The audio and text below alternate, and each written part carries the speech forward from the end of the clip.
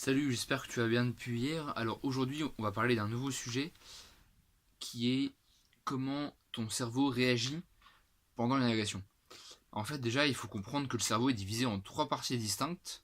On a premièrement le cerveau reptilien, qui est en fait le cerveau qui va réagir instinctivement, en fait, d'instinct pour la survie de notre personne.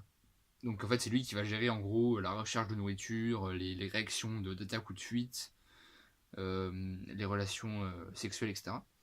On va avoir deuxièmement ce qu'on appelle le cerveau limbique. En fait, c'est lui qui gère les émotions et qui va en fait enregistrer dans la mémoire les événements pour pouvoir venir les rechercher plus tard.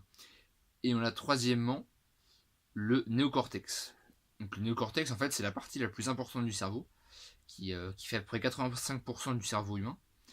Et en fait, c'est la partie du cerveau qui va permettre tous les raisonnements euh, logiques, en fait, tout simplement. C'est elle qui va réfléchir vraiment, alors que les autres vont réagir de manière quasiment instinctive ou émotionnelle. Le néocortex, lui, va vraiment être la partie qui va venir chercher à amener des solutions logiques à un problème.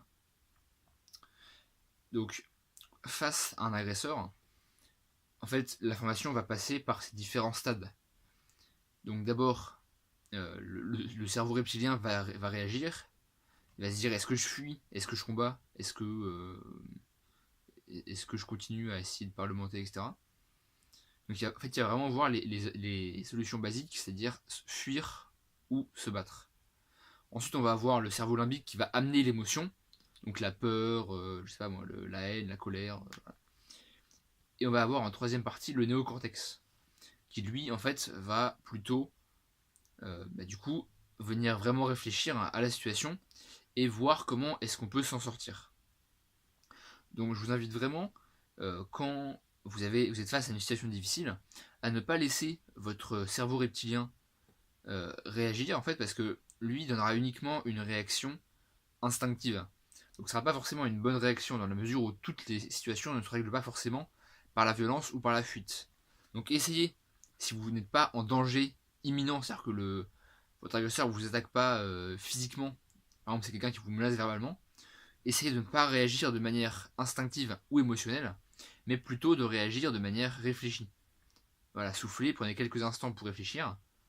Est-ce que ce que je vais dire ou faire vaut la peine d'être fait? Est-ce que c'est pas une connerie que je vais faire? Voilà, donc réfléchissez. Évidemment, prenez pas 10 minutes pour réfléchir. On n'est pas là pour prendre une décision qui va nous engager. Enfin, on n'est pas là pour réfléchir pendant 20 ans. Mais en tout cas, essayez de réfléchir un minimum et de, de, de faire en sorte que votre cerveau ne prenne pas une réaction trop rapide qui soit inappropriée par rapport à la situation. Et donc là, on en revient encore à ce que je disais sur une de mes précédentes vidéos, qui est de ne pas tout simplement, enfin en fait, qui est justement de s'imaginer des situations de manière à ce que ces situations s'imprègnent dans votre cerveau et que en fait votre cerveau est juste à aller chercher ces informations, c'est le scénario que vous aurez choisi, enfin que vous aurez fait à l'avance pour pouvoir réagir à différentes situations.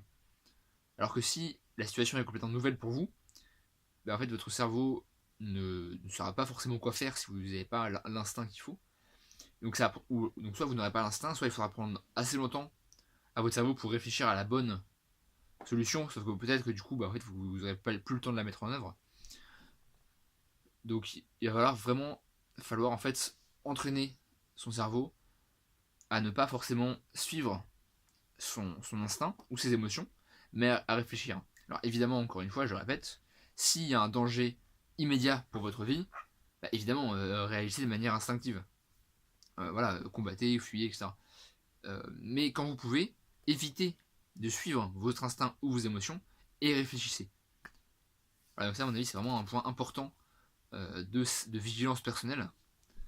Je vous invite, si cette vidéo vous a plu et vous a appris quelque chose, à laisser un pouce bleu, à vous abonner à la chaîne et à répondre aux commentaires, à répondre au questionnaire juste en dessous pour me dire quels sont vos besoins en self-défense et quelle vidéo vous aimeriez que je fasse.